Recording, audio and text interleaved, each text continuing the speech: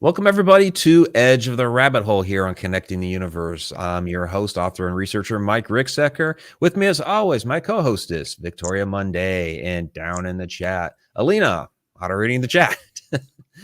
So we have a fantastic show coming up for you tonight. My good friend, Dr. Heather Lynn, is with us to talk about the Anunnaki. But let's tell you a little bit about her. She's an author, historian, and renegade archaeologist, which I've always loved that term, renegade archaeologist. She's on a quest to uncover the truth behind ancient mysteries.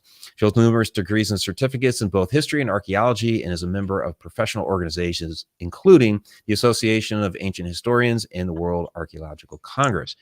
You may have also seen her on Ancient Aliens. So without further ado, though, Dr. Heather Lynn, welcome. Hi. Thank you so much for having me. Yeah. It's been a couple years since we've had you on here. So we've both, I think, been a little busy doing some stuff. So we have been. Yeah, before Victoria's time, because you guys are just meeting for the first time here. Awesome. So that's been a few years though. It has been. Yeah. Because we even took a break there from Edge of the Rabbit Hole for a year. Yeah. I remember that. I thought, oh, where'd you guys go? No, that was all me. It was the fact that, like you said, we've both been really busy, and so I had a lot of things on my plate, and I was trying to kind of pare some things down. So what I ended up doing was just consolidating after taking a year off of Edge of the Rabbit Hole, consolidating into Connecting the Universe. But enough about me. Let's talk about you. So yeah, I mean, you've been doing a lot. You've got a new book coming out, and you're working on another Anunnaki book, which is really what I want to talk to you about this evening, because I have your other book, The Anunnaki Connection. And so I guess we should start, who are the Anunnaki? Isn't that the $1 million question? Isn't it? Yeah. Yeah. So, you'll get a lot of different answers to this. Part of what I do in my work, and especially the Anunnaki Connection, is do what's called a historiography. And so that's sort of like a history of something.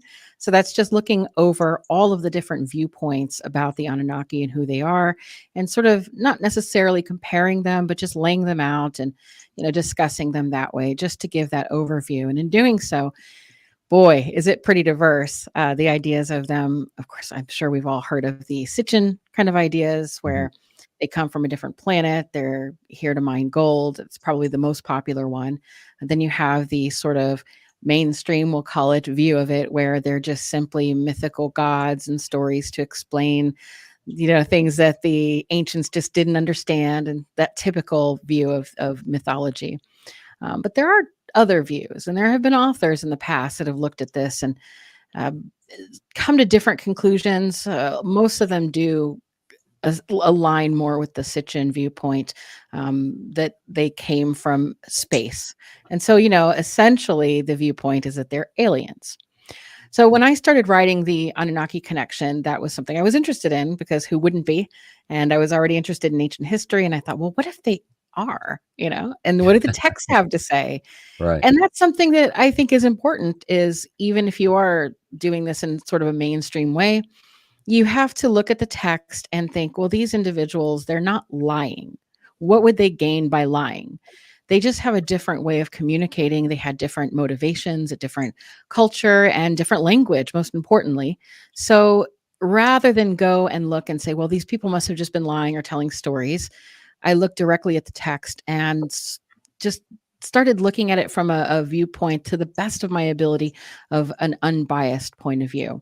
So although I knew about Sitchin and others, I looked at it, and of course, the late Dr. Heiser, who had his website, sitchiniswrong.com, he was an excellent scholar. He did disprove a lot of the Sitchin translations. The problem with him, and not to speak ill of the dead, was that he also had a bias, as most people do. And I don't believe he made that quite clear. He was coming from an evangelical background and had a lot of interest in pursuing a biblical narrative. So that's not necessarily to discount his work or discount Sitchin. It's just that when you're doing actual history, you have to look at the sources, you have to recognize the biases, and then you have to start from scratch. with all that in mind. And so it's a whole process. In doing so, I found that, well, a lot of the tablets had been translated and continue to be translated, and a lot of them are not. In fact, there are thousands of tablets that still remain not translated. So you could think of it as this grand conspiracy. Well, they just don't want us to know. And while there are some things there, most of it does come down to just a lack of funds and a lack of experts who are able to and interested in researching that information. It sounds crazy because we're so excited about the Sumerians and the Anunnaki, and to think that there's just not enough academics interested in doing it to make it workable, which is actually why now they're leaning towards artificial intelligence to translate. Just about to ask about that. Yeah. That's too. What are your viewpoints on that, using AI to try to translate those? At face value, I think it's interesting. It could be helpful if it was done responsibly, but that's a big if. Then when you look at how they're actually doing it, this is where the big problem comes. So you could take that perspective of, well, maybe it's a good idea, but ultimately it's probably not, because of who's involved and who's doing it. If you've noticed, there have been news articles that have come out lately that talk about, oh, how exciting this graduate school is looking into using artificial intelligence for these purposes. And so you see a lot of little news stories. And when you follow the news stories and then you look at who's actually doing this research, where the money is coming from, of course, always follow the money. And you start to notice that there's a vested interest in this particularly, which stunned me. So I found that there was a global organization called the Transatlantic Platform. And what they've been doing is granting huge amounts of money to organizations and research foundations globally. So things like the National Foundation of Science in one country, and sort of those bigger institutions, those grant funding bodies, they've been giving money to those bodies, and then those institutions are giving them to smaller institutions. Those institutions grant the money to the universities, which then grants it, of course, to the research group. So you have many layers of plausible deniability, but if you do follow those initial funds, you see that there has been one global entity that is trying to put a lot of money out to use artificial intelligence to rapidly translate these texts, which leads me then to think, wait a minute, what is the motivation? Why that? Right. And then if it's so much, if it's so valuable in terms of the financing at that level, what are they going to do with the information? Is it simply that they want the information? Is it that they want to control the information? Is it that perhaps they want to control the narrative of history and tell us what the texts say, and we can't confirm that? It's a disaster in my view. Well, even if you did something like put into place a cross check, like, okay, we go through Sitchin's translations and start debunking a bunch of them, or saying that they're mistranslated. Well, I would think you would want to, with the AI translations, go and double check, because I know, like, just throwing who is Mike Ricksecker into Chat GPT, half the stuff that comes up is wrong. So Yeah, I'm totally. a little wary of how accurate AI is. Yeah. But then, okay, who are your cross checkers and where are they getting funded from? So Yeah. that makes it Who's difficult. feeding the AI the data set? What does that look like? And how do we know for sure? So it's another thing too. It's, if you look at these translations, even the ones that are very accepted still have wiggle room. I mean, we're talking about a language that's very difficult and relatively new to our understanding academically.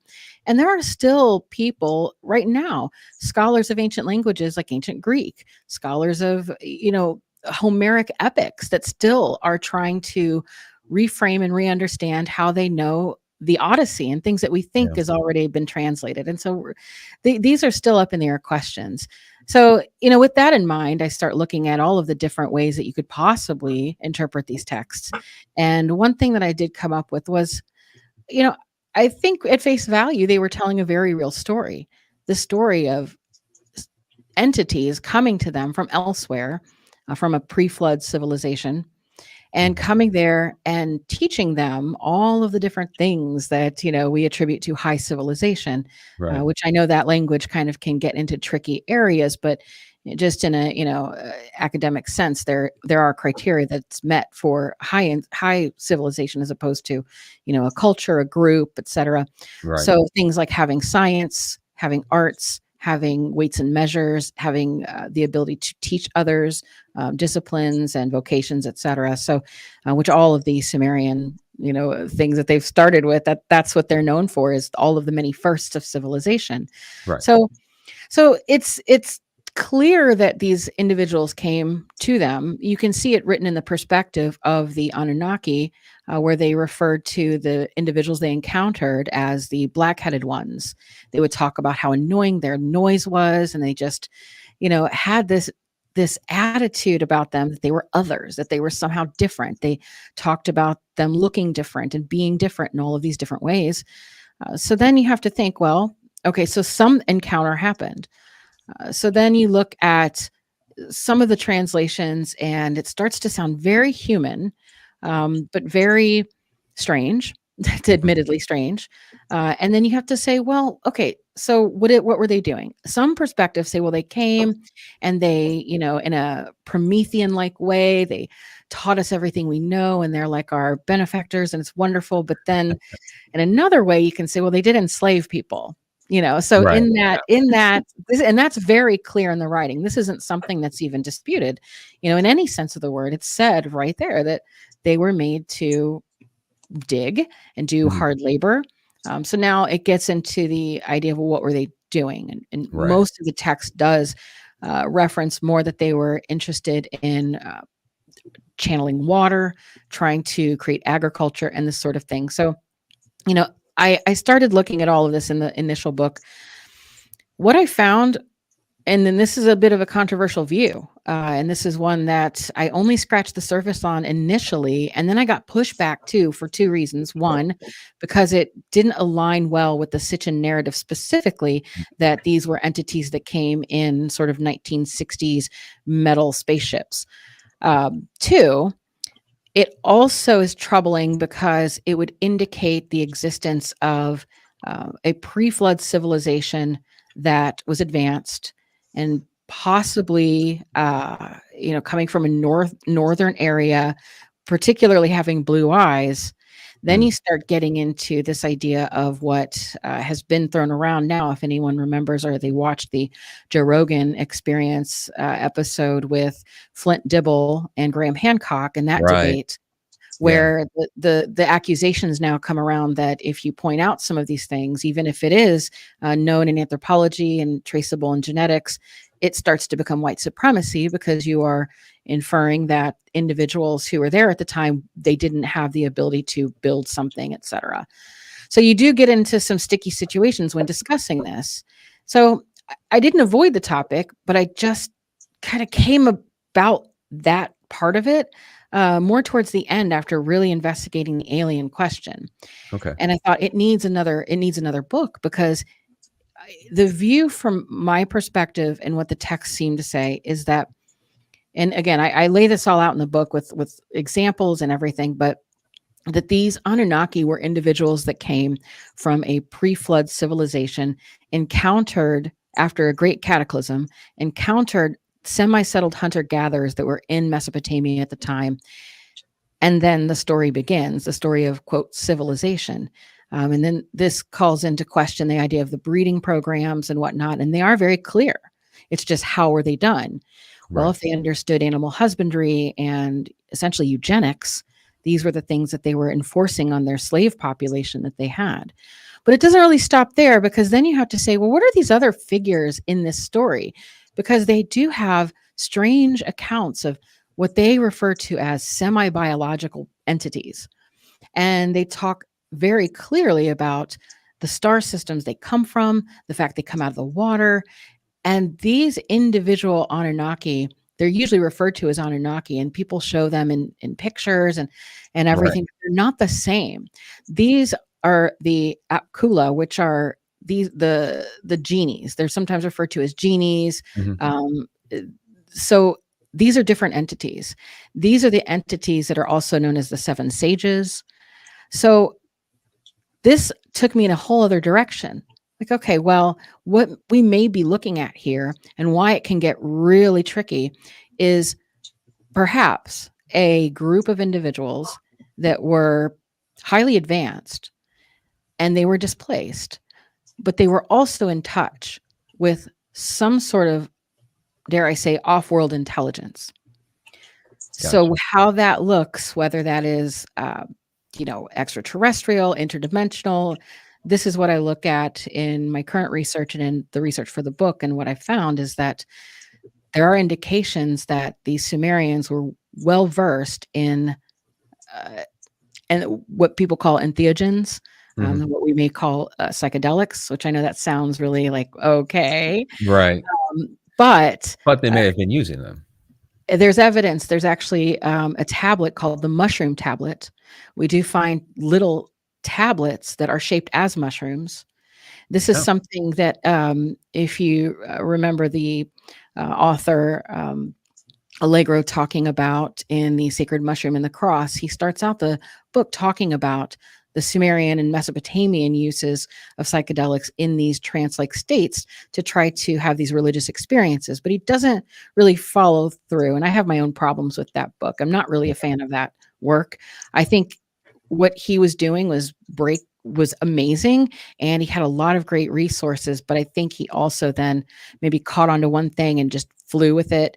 And a lot of the sources weren't, I just don't think it stands up to scrutiny, but I think that there was still a lot of valuable information there. And so looking into that and some of the research that he did, but didn't complete because he did go in a different direction, I picked up on that and found that indeed there are many tablets that refer to these sort of what they call orgiastic behaviors and trance-like states to try to get people to commune with these sages. Right. And then it ties into the King's List as well, because the King's List, when you look at the names of the kings, they're assigned early a sage. And the sage is like kind of a spirit guide, you could call it in that New Age sense. Okay. And you start to see that lessen over time as it becomes a more human endeavor.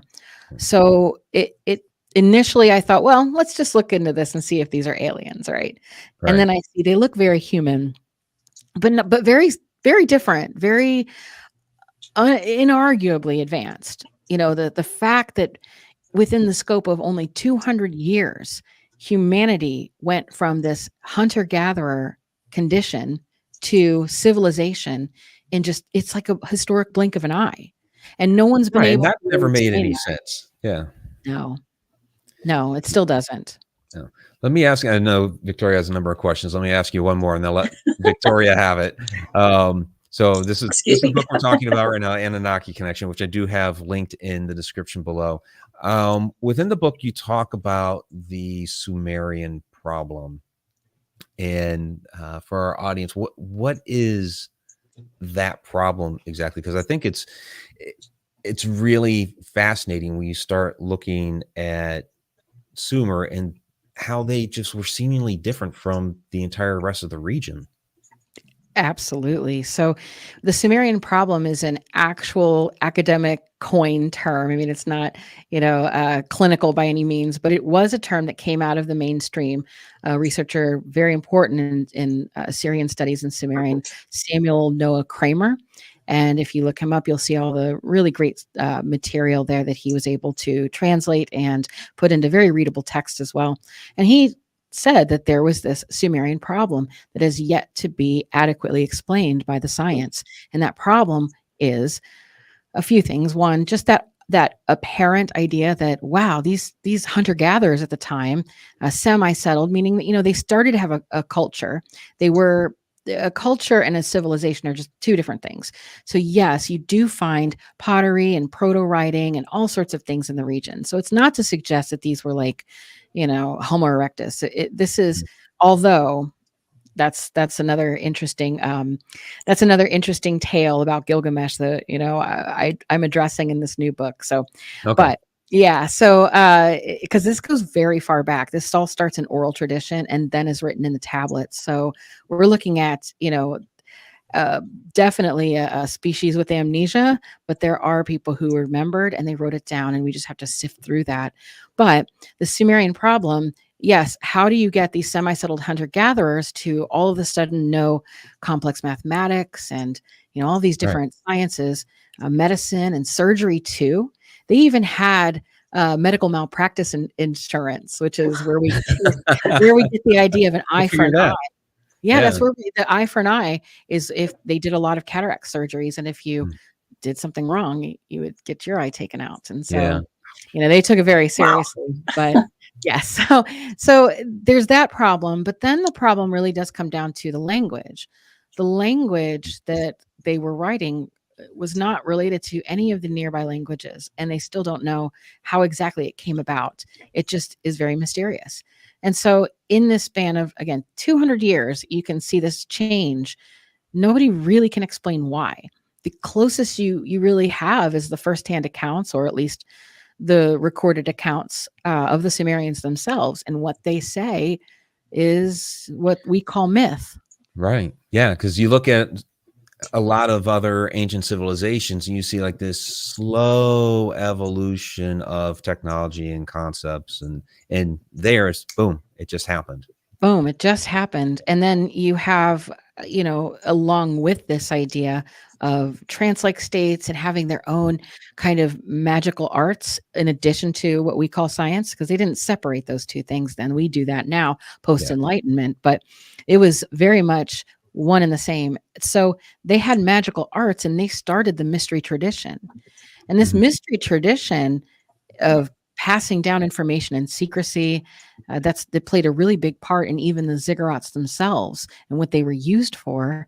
And that tradition carried on, and arguably is still carried on today, maybe with some of those actual esoteric practices that were brought in.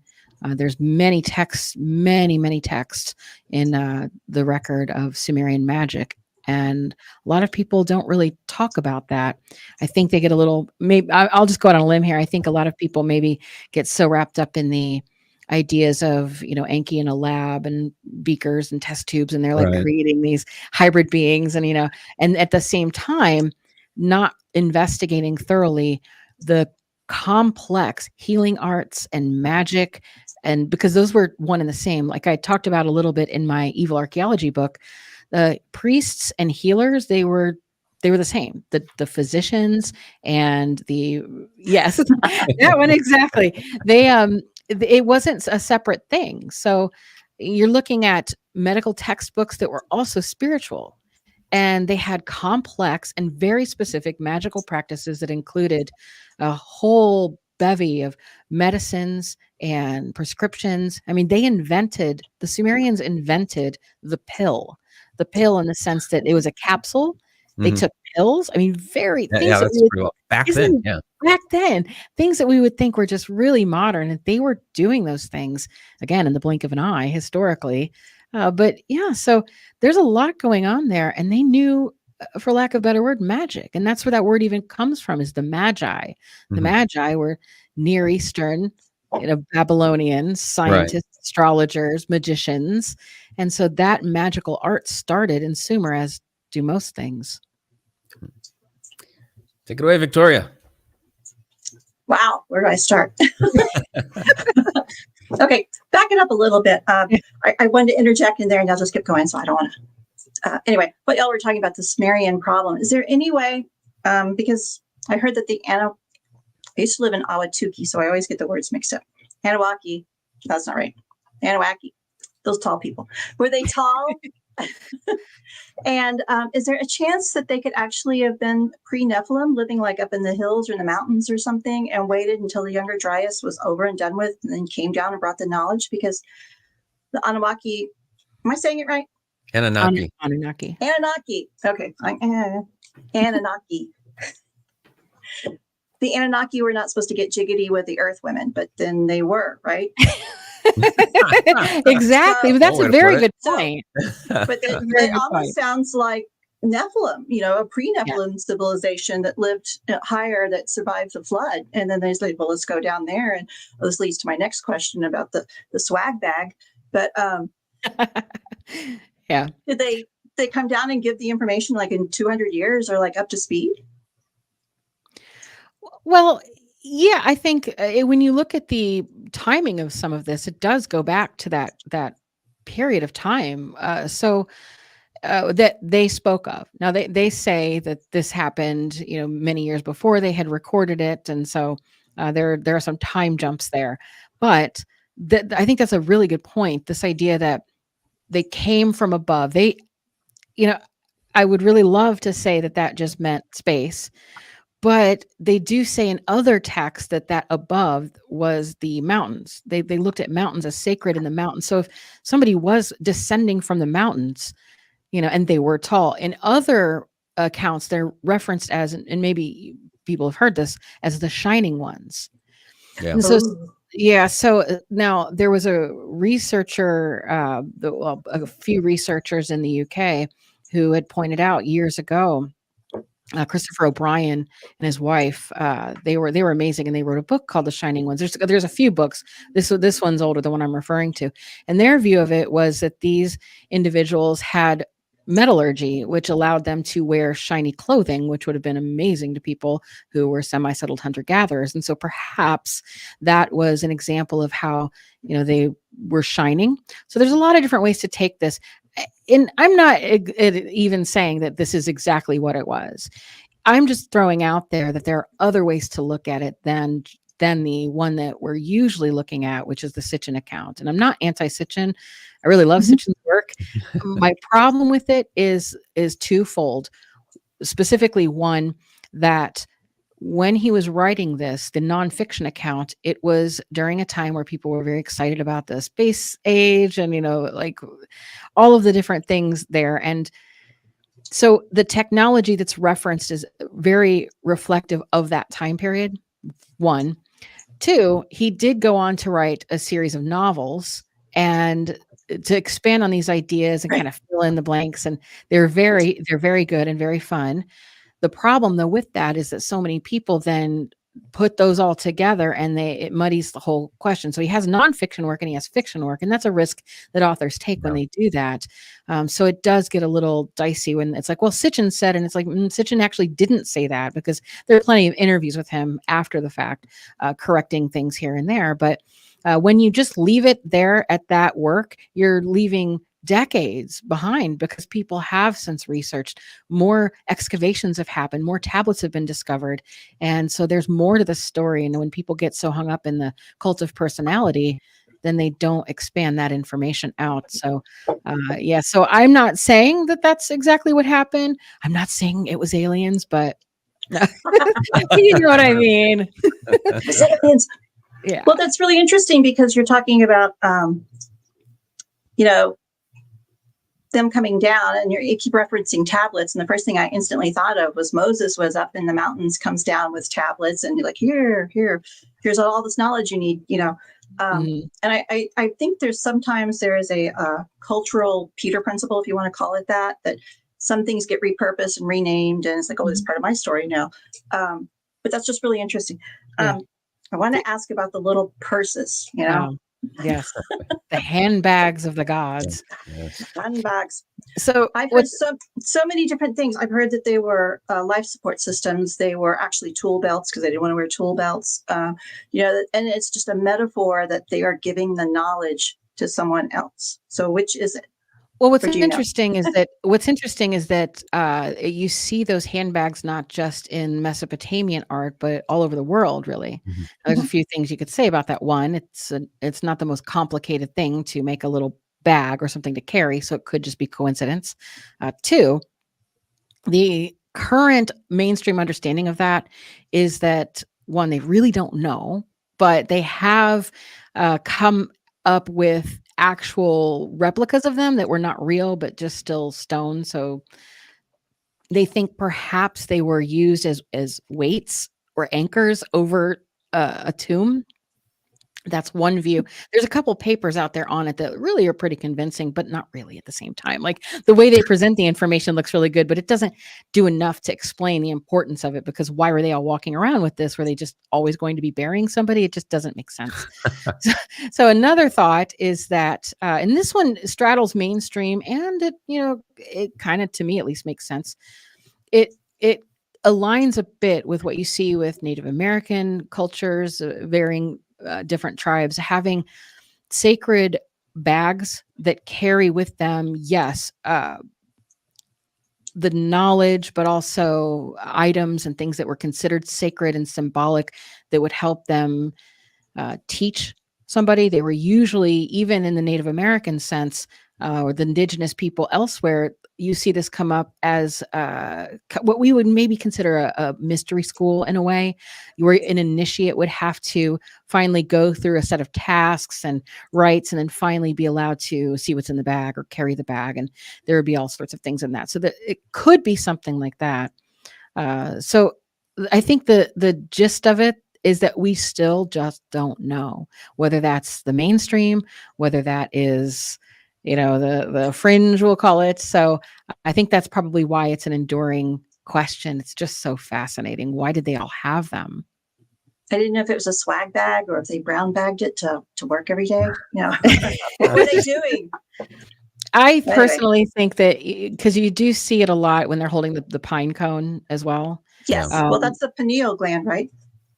It could be, it's looking more and more like they understood that. At least, I mean, some people will say, of course, Heather, but, I look at this a little differently, and I have to have some more evidence, but I am finding more and more evidence about that connection between the arts and the medical arts, the magical arts they were doing, and their understanding of trance-like states, contacting otherworldly entities, all of this. So yeah, it's possible they did understand what they were doing with that. And another thing is, well, it just showed that they had this capability to, if not, transcend with that pineal gland or any of this. There is the other camp that says this is a practice that is still used in some cultures today to pollinate.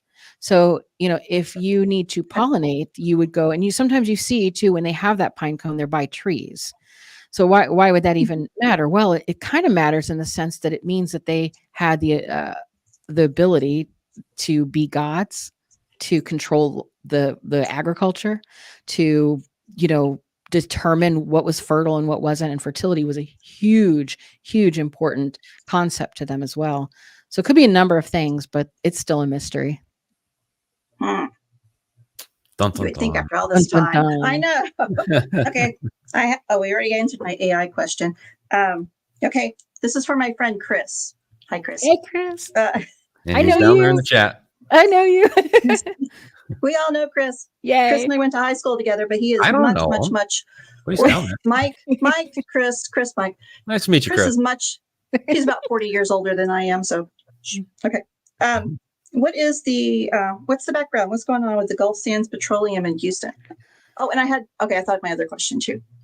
So nothing's really going on in that specific case. They did go back, and I think they've sort of wrapped that excavation a little bit.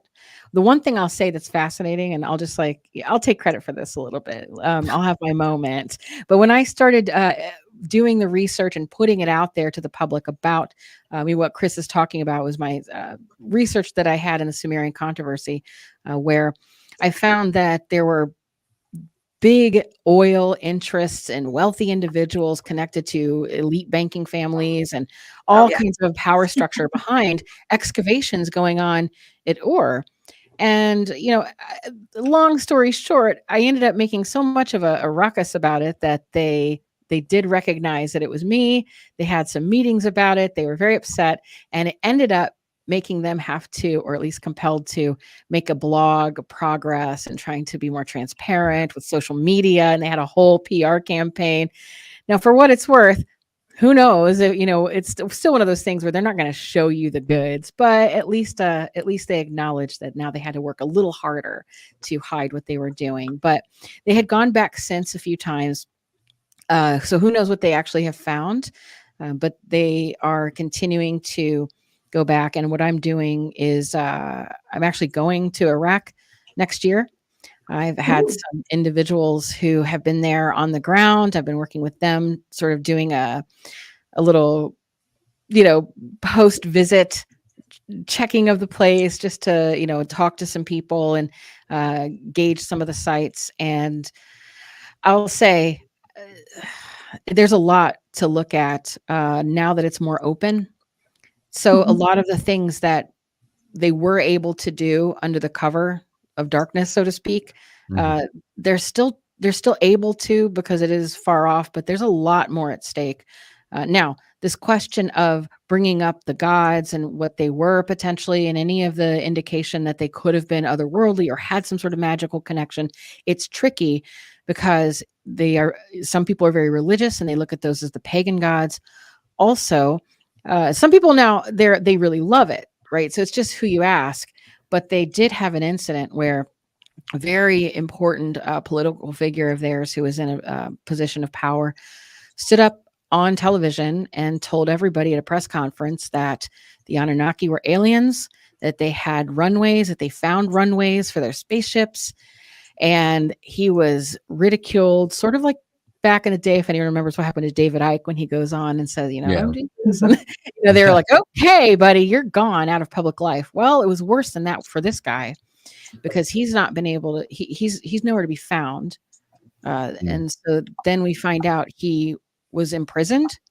And so, I have a couple people I'm working with just out of curiosity to see if we can locate him, because it's not clear. There's a lot that's not clear. People can Google this and look and see, where it's at, but they didn't take it lightly that he was out there talking about these things. And so that just adds a layer of mystery to it. So the search goes on. Makes you ask again, okay, what are you hiding if you're going to yank him out and yeah. Yeah.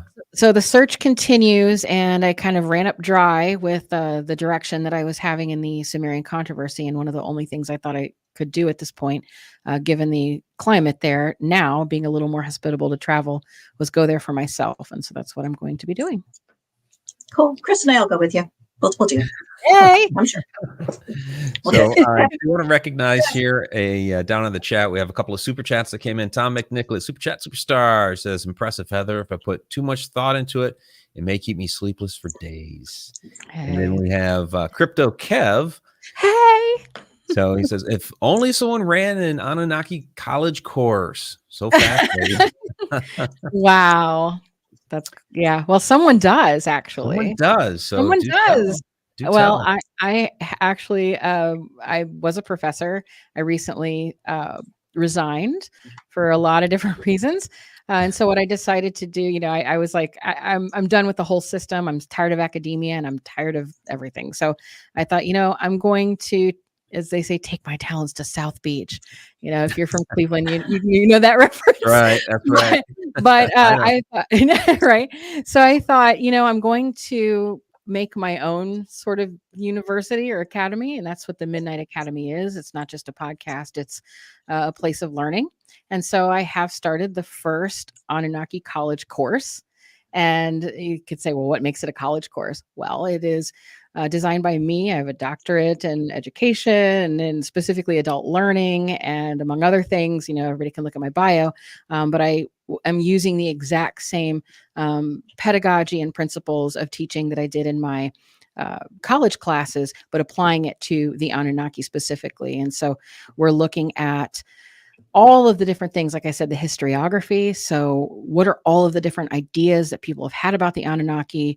And I want to give people some of the really basic tools needed to actually read and decipher some of these texts, as well as perhaps write some of it and get a basic understanding of cuneiform, the culture, the impact, and sort out some of those difficult things like the lineage and the family tree, because it can get kind of confusing. And of course, share a space where people can have their own ideas and figure that out, and maybe get together and, maybe we'll figure something out if we all work together and, share our thoughts. But yes, that is what I'm doing. You can sign up now for it on my website, and it starts in August when school starts. So it'll be a full scale operation. So if you want to learn some fringe things, but in a legitimate way, go to my website. There you go. Go check it out. And website is again?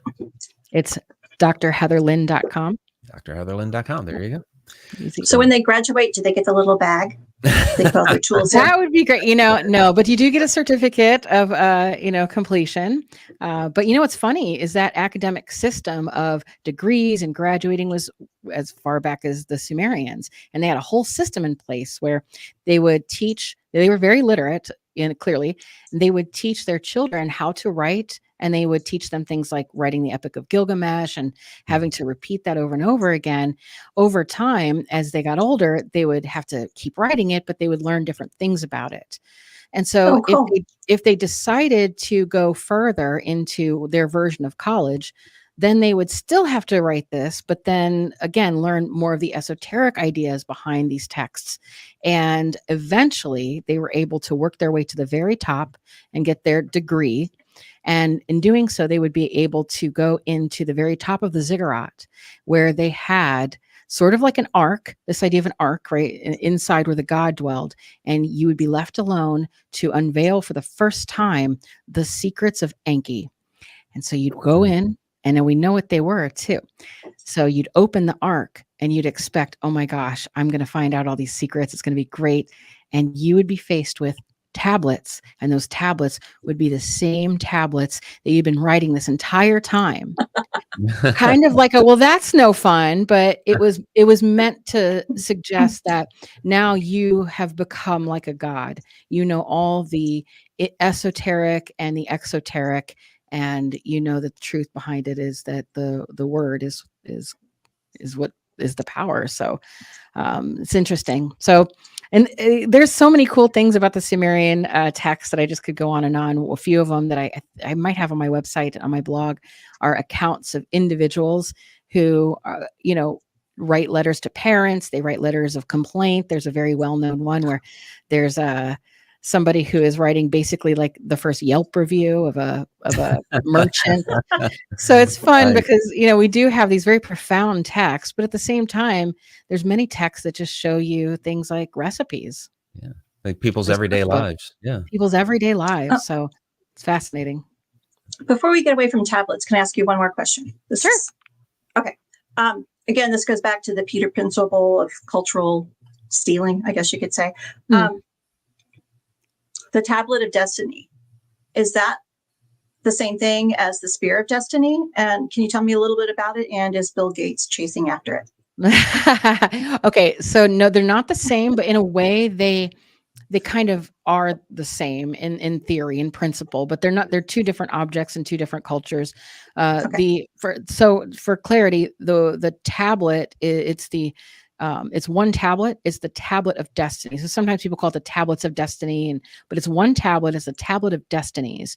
And what that gave the individual who held it was the ability to know all of the destinies of individuals. And so they would have, psychic abilities. They understood the past, the present, and the future. It made them completely powerful in that sense. And such that they had the right to have power over people. So it was like the ultimate thing to give you the divine right.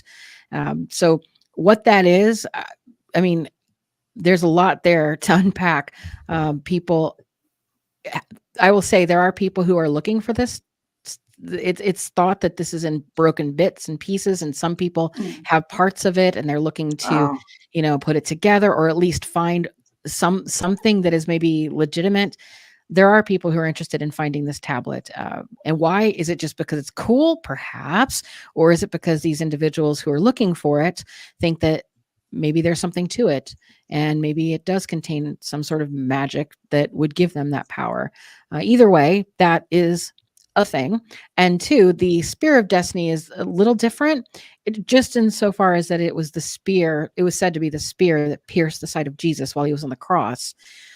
So they're two different things, but what makes them very similar is that they're both objects of power that occult entities were going after to try to legitimize their power. And so in a way, that's still going on today. Okay. So I just want to recognize great timing, Victoria, because Chris had thrown down a $10 super chat basically asking that question. So thank you very much, Chris, for the $10 super chat. I absolutely appreciate that. We do have a couple questions here from the chat that I do want to get to. So Sarah Yusuf asks, are there other Anunnaki source points outside of Sumeria? Source point. So I think it would depend. So the area of Sumer is in Mesopotamia, and that would be modern day Iraq. So over time, the culture, you sort of referenced it, Victoria, the idea that people are stealing or passing around culture. It's generally in a sense called religious syncretism. And that's when some of these religious ideas come together and they, a god turns into another god and they become one, and they share those characteristics.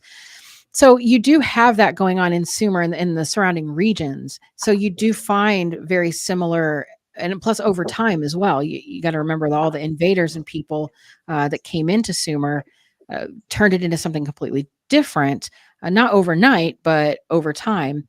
But they kept those traditions, particularly when it comes to cuneiform. Cuneiform wasn't the language that people spoke necessarily.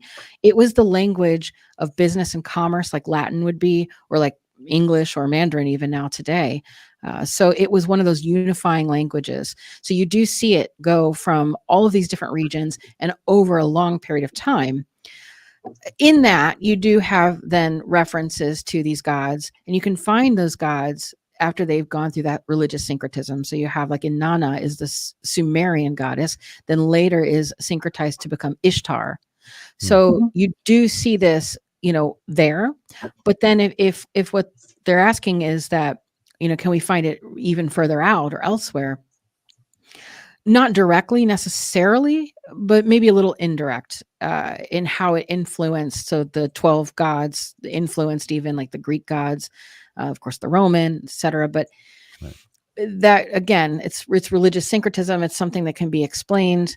What is interesting is when it is so far away that it makes it like, how interesting are these similarities? So like Mesoamerican accounts, how did that happen if they weren't in such proximity that it would be likely that they were able to exchange information? So there are some mysteries there, but in terms of direct references, it would still be within the Mesopotamian region over a long period of time as they use cuneiform. Okay. Let me ask you this one. This one's from Scarlett. We got to go there. So what is your idea of Planet X? Nibiru. So I think there's a Planet X. I think there's many. We already know that there's a lot of little planets and things that we just don't know of. So I do think that there are plenty of undiscovered planets. The idea that there could be one on this weird elliptical. I mean, I think that's very possible. In terms of going back to the Sumerian text specifically, when they talk about Nibiru, there's only really a few times where they use that word. And so when you look at that, and I did so, I broke it down in the Anunnaki connection, looking at that word more specifically, what it kind of translates to. I know that the Sitchin translation says it's something like in passing, like it's moving over, sort of like a procession of equinox, or like the planets coming back around, that sort of thing. But there's a few different ways to interpret that. And again, it has more to do not with translation all the time, because Sitchin was able to translate, as many people have, but translation and interpretation are also two different things. So one way to interpret this could be more aligned to something like a meteor. It was described very specifically as screeching through the sky, having a trail of fire. I know one could say, well, maybe it was Nibiru flying through the sky, but you still have to look at, gravity and some basic science on our planet. That I don't think that. I think that there is a planet, but I don't think that the Nibiru that's spoken of in the Sumerian text is referencing that so-called rogue planet. I do think it was something else, though, celestial, and I think that it was more associated with meteorites, the Ben stone, and this sort of thing. There's a direct line to their account of how that looked, what they did with it, and then how that traveled through Egypt. and all of the different cultures. And so, but like I said, I break it down a little bit in detail phonetically from the tablets in the book. So, you can look at that and see what you think, but I think the jury's still out. So I think it's just two different questions. Okay.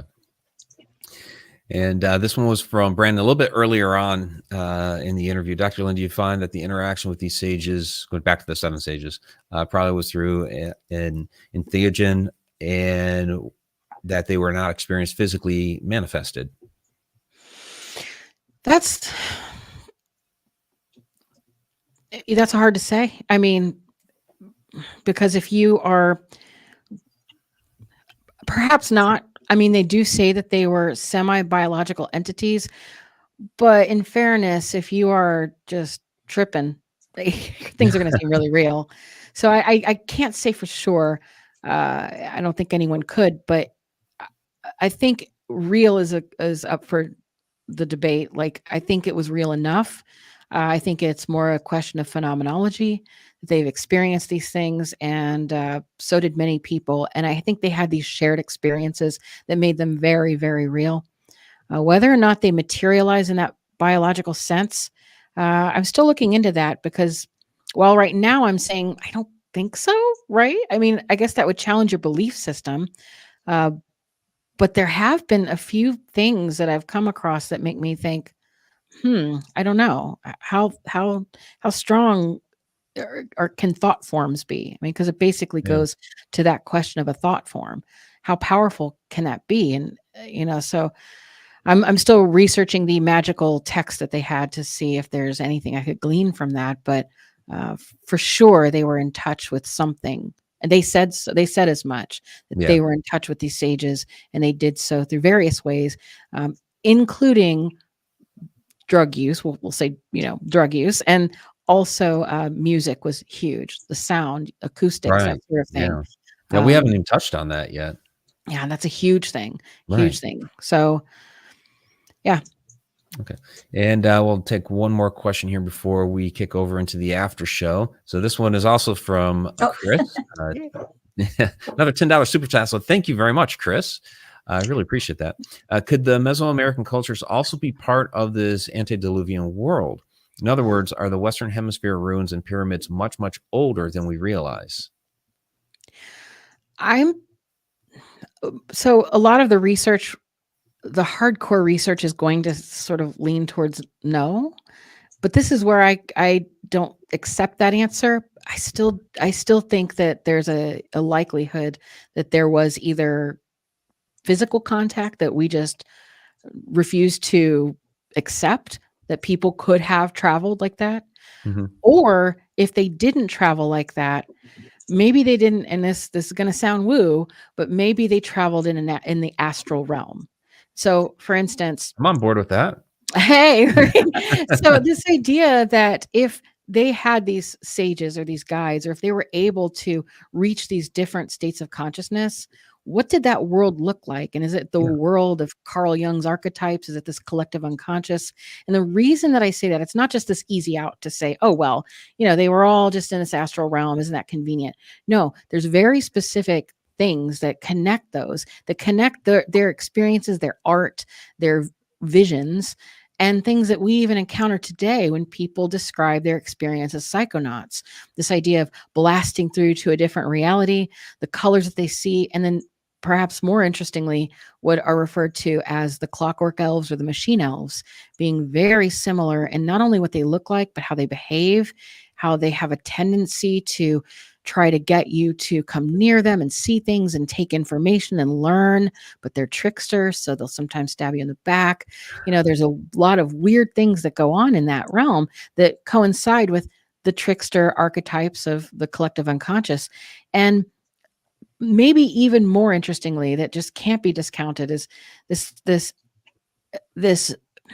I mean, I don't want to call it proven, but it has been observed that people, when they're in these states, when they have these shared experiences with these entities, they all describe the same experience. Even when looked at from a distance, from a person who isn't under the influence, they're seeing that all of these people may not be interacting and sharing and having this mass hysteria, but instead they somehow are getting their story straighter. They're somehow seeing the same thing without communicating it back and forth to each other to suggest that they are having a shared experience.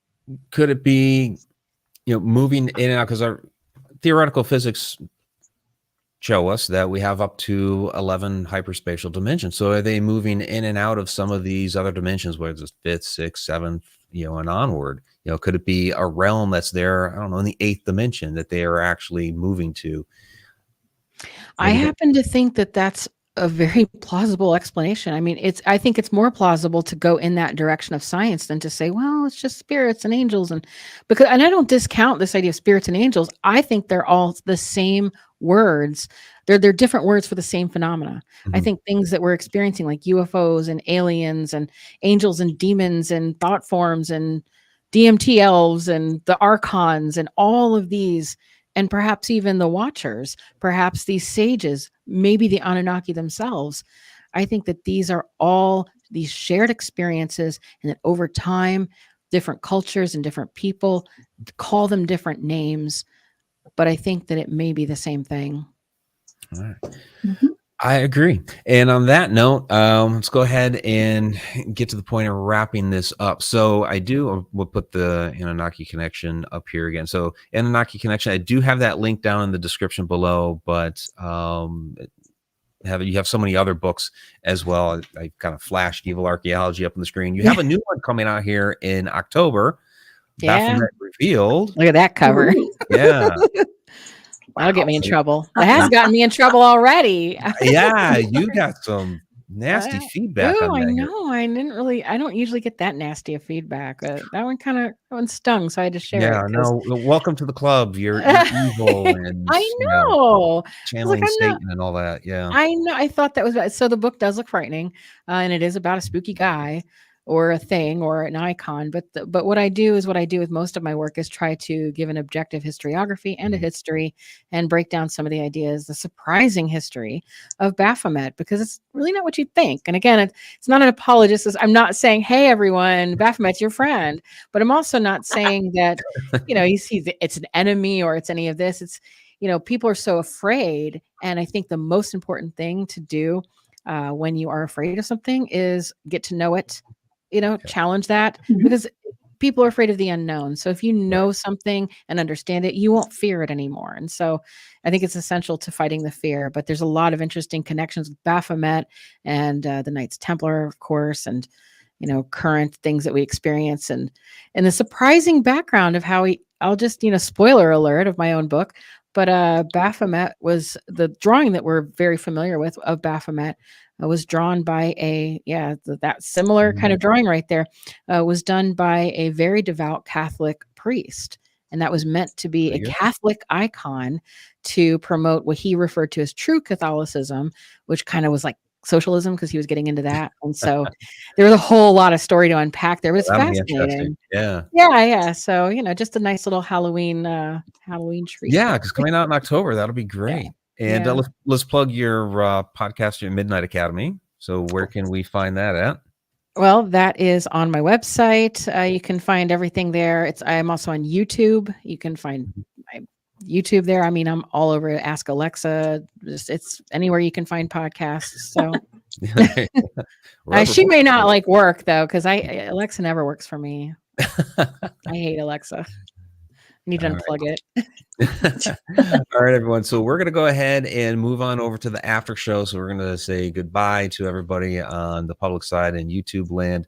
Everybody there on the Connected Universe portal, hang tight. Dr. Heather Lynn will join us there for a few more minutes, answer a few more questions. So, all right, everyone. Till next time. Time really exists. Ooh.